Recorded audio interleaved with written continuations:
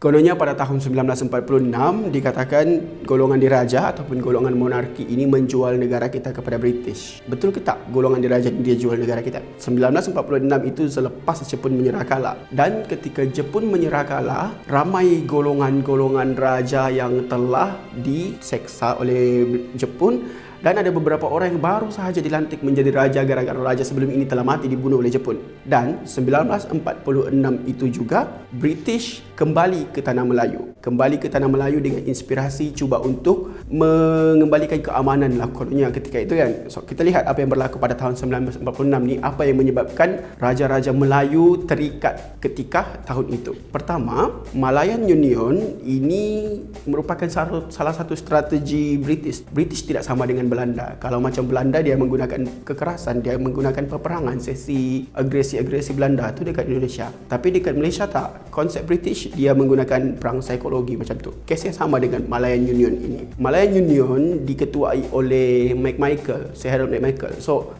kalau tengok ya, permainan psikologi British ni, ketika McMichael itu datang, dia datang macam seolah-olah orang besar tau. Dia datang dengan kapal-kapal yang besar, lepas tu dengan semua ada pengiring-pengiring dia. Dia memberikan satu impression tau. Oh, ini orang hebat ni. Raja-raja Melayu ketika itu ramai yang baru-baru. Raja-raja Melayu ketika itu kita ada Raja Perlis, kita ada Raja Kedah, kita ada Kelantan, Terengganu, Pahang, Johor, Selangor. Khususnya kawasan sinilah. Perak? Oh ya, lupa Perak. Kenapa aku boleh lupa Perak? Strategi yang digunakan oleh British untuk mendapatkan tanda tangan raja-raja Melayu itu, kita ada dua orang watak. Yang pertama ini kita ada si McMichael, yang kedua kita ada Newbold. So macam yang memainkan peranan penting dekat sini McMichael. McMichael dia bawa watak yang baik, macam orang yang berdiplomasi, itu McMichael. So yang Newbold ni pula tak, dia adalah bekas brigade ketenteraan. Jadi dia bawa watak yang keras sedikit dan dia tidak banyak cakap. Dia buat muka garang macam tu. Cuba bayangkan macam mana muka garang. So, macam itulah. Bila berjumpa dengan raja-raja Melayu, adalah ramai daripada banyak-banyak negara Melayu ketika itu, ramai yang menolak sebenarnya. Kita cuma ada dua sahaja yang bersetuju tanpa banyak tanya. Setuju untuk tanda tangan Malayan Union.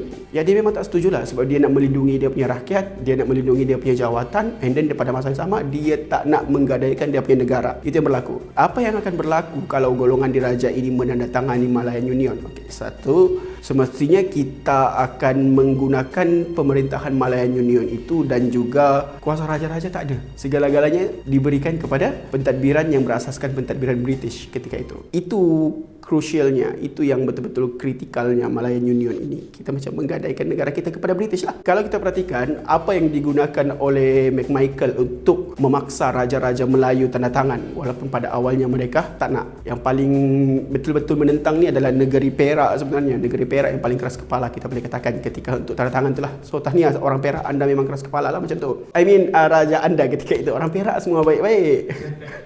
Dia kena kecam oleh orang Perak pula kan. Macam ada satu raja ni, dia tak nak tanda tangan. Kemudian McMichael tu, ayat dia lebih kurang macam ni lah. Kalau awak tak tanda tangan pun, kami akan dapatkan tanda tangan raja yang lain. Kami boleh ganti siapa yang akan jadi raja dekat sini, jadi sultan dekat sini. Kau akan turun, orang raja yang baru naik tu, dia akan tanda tangan. Apa gunanya jika dia melawan, pada masa akan datang akan ada raja boneka yang dinaikkan oleh British. Jadi raja ketika itu dia bertanggungjawab lah. Dia tak nak melarikan diri daripada perperangan ibaratnya. So jadi dia berdepanlah dengan cabaran itu. Macam dua negeri ataupun dua negara Melayu yang bersetuju ni, dari dulu, dari sebelum penjajahan Jepun lagi, negeri ini adalah negeri yang memiliki hubungan baik, bukan sekadar dengan gubernur British dekat tanah Melayu. Dia juga ada hubungan baik dengan kerajaan England. Bahkan dalam isu antarabangsa sekalipun, dua negeri ini dibela oleh kerajaan England. Dia ibaratnya macam dua negeri ni best friend kepada British lah. Kita tak sebut nama negeri itu. Kalau nak tahu negeri mana yang dimaksudkan ini, baca buku sejarah sendiri. Ya, jadi dua negeri ini pun setuju sebab mereka ada hubungan baik dengan British ketika itu. Di hujungnya yang kita nak tekankan di sini sebenarnya, kita kena faham, bukannya raja-raja Melayu terdahulu hendak menjual negara kita. Mereka pun ada cabaran, ada struggle kita boleh katakan yang mereka terpaksa hadap. Sebab cabaran yang dihadapi pada tahun 1946 itu lain. Kena faham ketika itu negara kita baru sahaja pulih daripada kekejaman Jepun. Negara kita sedang berhadapan dengan komunis dan British pula datang beri tekanan seperti itu. Jika anda Raja Melayu ketika itu, apa yang anda akan buat?